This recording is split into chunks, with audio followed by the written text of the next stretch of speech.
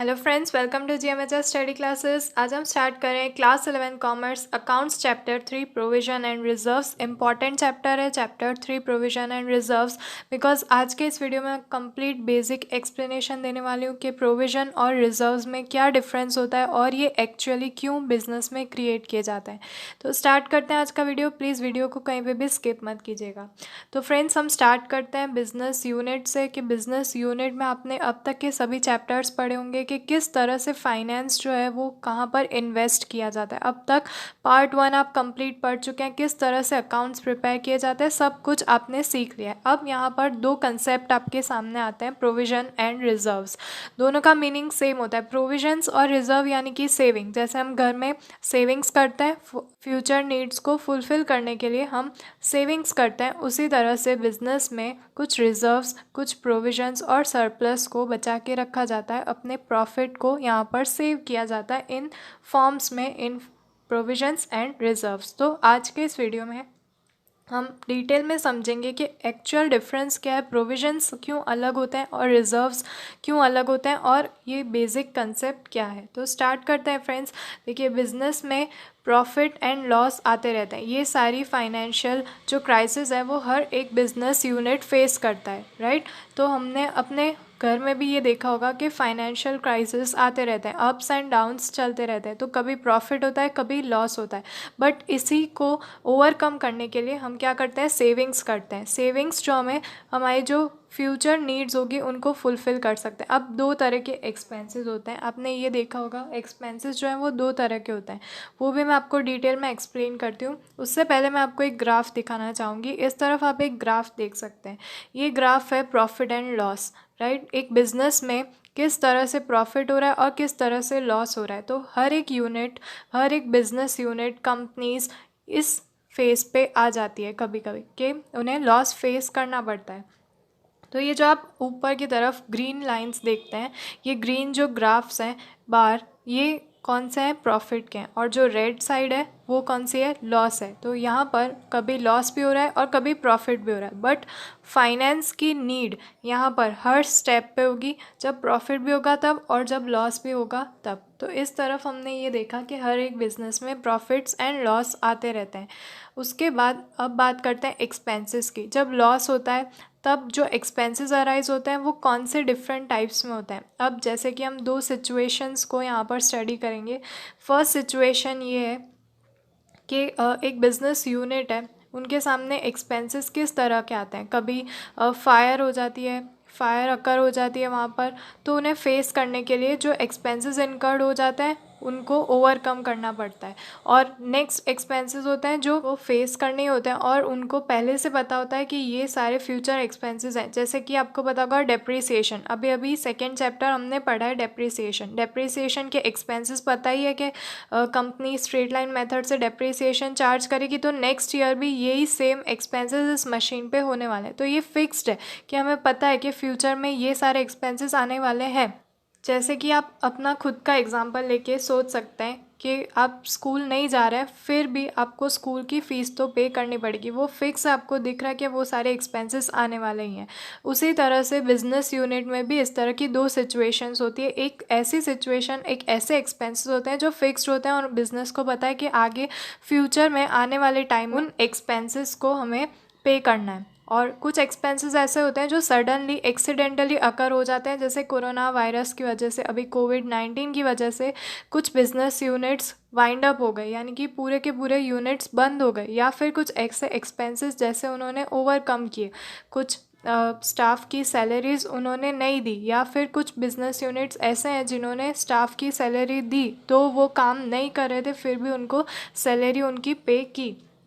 तो ये जो सारे बिजनेस एक्सपेंसेस हैं हमने पढ़े, ये दो तरह के होते हैं, एक किए जाते हैं और एक एक्सपेंसेस जो है वो ऑलरेडी फिक्स होते हैं कि हमारे पास ऐसे एक्सपेंसेस आने वाले हैं। तो अब हम डिस्टिंक्शन देखते हैं, यहाँ पर डिफरेंस बिटवीन देखेंगे प्रोविजंस एंड रिजर्व्स। तो ये जो मैंने दो एग्जांपल अभी आपको एक्सप्लेन किए, उसी पे ये कंसेप्ट पूरा बेस्ड है। प्रोविजंस वैसी सारी लायबिलिटीज़ होती है जो फिक्स्ड होती है, जो हमें पता है कि आने वाले टाइम में, फ्यूचर टाइम में हमें फेस करनी पड़ती है। और रिजर्व्स वो होते हैं जो एक्सीडेंटली अकर हो जाते हैं, उसके लिए हमें पहले से थोड़ा रिजर्व रखना होता है। तो ये जो प्रोविजंस होते हैं वो कंपलसरी रखने पड़ते हैं, और रिजर्व्स है जो ऑप्शनल होता है। बिजनेस के पास ऑप्शन होता है कि अगर आपके पास प्रॉफिट बचता है तो आप इस रिजर्व में डाल सकते हैं। प्रोविजंस कुछ पर्पस के लिए बनाए जाते हैं और फिर वो उसी पर्पस के लिए यूज़ होते हैं। तो मैं यहाँ पर आपको डिटेल में एक्सप्लेन करती हूँ। देखिए, फर्स्ट पॉइंट रीड करते हैं। It is made to meet a known liability for depreciation of assets. तो यहाँ पर एक एग्जांपल लिया गया है, एक ऐसी लायबिलिटी जो जिससे बिजनेस यूनिट नोन है, तो उस नोन लायबिलिटी को फुलफिल करने के लिए ये पहले से ही एक प्रोविज़न बना के रखा गया होता है। प्रोविज़न यानी कि कुछ अमाउंट फिक्स्ड होती है कि ये हम अलग से सेव करके रखेंगे बिजनेस में, ताकि इस फ्यूचर लायबिलिटी को हम फेस कर सकें। तो जैसे कि डेप्रिसिएशन ऑफ असेट्स, तो ये सब कुछ पहले से ही फिक्स्ड होगा, तो ये प्रोविजंस में आता है। नेक्स्ट रिजर्व्स में देखते हैं। These are created to meet unexpected contingencies likely to arise in future. जैसे कि फायर हो जाती है या फिर कुछ ऐसा एक्सीडेंट जिससे बहुत सारा लॉस हो जाता है, तो उन फ्यूचर अनएक्सपेक्टेड कंटीजेंसीज को फेस करने के लिए रिजर्व्स बनाए जाते हैं। Next second, the amount set aside is used only to meet the specific purpose for which provisions was made. तो जिस पर्पस के लिए उस प्रोविज़न को बनाया जाता है, सिर्फ और सिर्फ उसी में ही वो मनी यूज़ किया जाता है। अगर डेप्रिसिएशन के लिए प्रोविज़न बनाया है, प्रोविज़न फॉर डेप्रिसिएशन, अगर उसमें पैसा डाला है कंपनी ने, तो फिर ये कंपनी सिर्फ और सिर्फ डेप्रिसिएशन ही पे करेगी उस अमाउंट से, और कोई भी पर्पस के लिए वो उस अमाउंट को यूज़ नहीं कर सकती है। जिस पर्पस के लिए वो बनाया गया है, जो अमाउंट उस पर्पस के लिए रखी गई है, उतनी ही अमाउंट उसमें यूज़ की जाएगी। और रिजर्व्स में amount can be used for any liability और लॉस। रिजर्व में कंप्लीट एक ही होता है, उसमें से ही सारी कोई भी लायबिलिटीज़ आ गई तो उसमें से हम डायरेक्टली यूज़ कर सकते हैं। तो आप समझ रहे होंगे बेसिक डिफरेंस दोनों का। अगर नहीं समझ आ रहा है तो आप प्लीज़ कमेंट करके बता सकते हैं, और समझ आ रहा है तो आप यहाँ पर कमेंट करके प्लीज़ बताइए कि हाँ आपको अच्छे से समझ आ रहा है। और थर्ड, यहाँ पर it is to be made even if there are no profits. Provisions, अगर बिजनेस में प्रॉफिट नहीं हो रहा है तो भी प्रोविजंस कहीं ना कहीं से हमें यहाँ पर अरेंजमेंट करना पड़ेगा, बिकॉज यहाँ पर बिजनेस में दिखाई दे रहा है कि ये नोन लायबिलिटीज़ है कि आने वाले टाइम में ऐसी लायबिलिटीज़ अराइज होगी। तो ये नोन लायबिलिटीज़ के लिए अगर प्रॉफिट नहीं है बिजनेस में, फिर भी थोड़ी अमाउंट प्रोविजंस के लिए रखनी पड़ती है। और यहाँ पर रिजर्व्स में it is created only when there are sufficient profits. अगर कंपनी को एक्सेस प्रॉफिट हुआ है और कंपनी यहाँ पर इन्वेस्ट कर सकती है, यहाँ पर पैसा डाल सकती है, तो ही वो रिजर्व्स में डालेगी। अब मैं आपको एक और पिक्चर से यहाँ पर एक्सप्लेन करना चाहती हूँ। इस तरफ आप देख सकते हैं, यहाँ से हम स्टार्ट करते हैं। सबसे पहले कंपनी अपना नेट प्रॉफिट डिसाइड करती है। नेट प्रॉफिट कैसे डिसाइड किया जाता है? जो सारे एक्सपेंसेस को इनकम्स में से एक्सपेंसेस सारे माइनस कर दिए तो कंपनी के पास नेट प्रॉफिट आ जाता है, या फिर नेट लॉस मिलता है। अगर माइनस में आंसर आता है यानी कि नेट लॉस हुआ है कंपनी को, तो नेट प्रॉफिट होगा या फिर नेट लॉस होगा। बट कोई भी सिचुएशन हो, नेट प्रॉफिट होता है या फिर नेट लॉस होता है, कंपनी को उसमें से सारे टाइप के प्रोविजंस जो है वो लेस करने पड़ते हैं। यानी कि जो अमाउंट प्रोविजंस की डिसाइड की है एवरी ईयर, जो प्रोविजंस कंपनी पे कर रही है, उनके लिए अलग से अमाउंट रखनी पड़ती है। तो इस तरफ हम देख सकते हैं एक्चुअल नेट प्रॉफिट। सारे प्रोविजंस को माइनस करने के बाद हमें एक्चुअल नेट प्रॉफिट मिलता है। यानी कि सबसे पहले जो नेट प्रॉफिट होता है उसमें से प्रोविजंस माइनस करना कंपलसरी है। उसके बाद जो हमारे पास एक्चुअल नेट प्रॉफिट बचा है उसमें से यहाँ पर हम रेवेन्यूज़ जो है आप देख सकते हैं, रेवेन्यू, कैपिटल और प्रॉफिट, ये सारे रिजर्व्स हैं।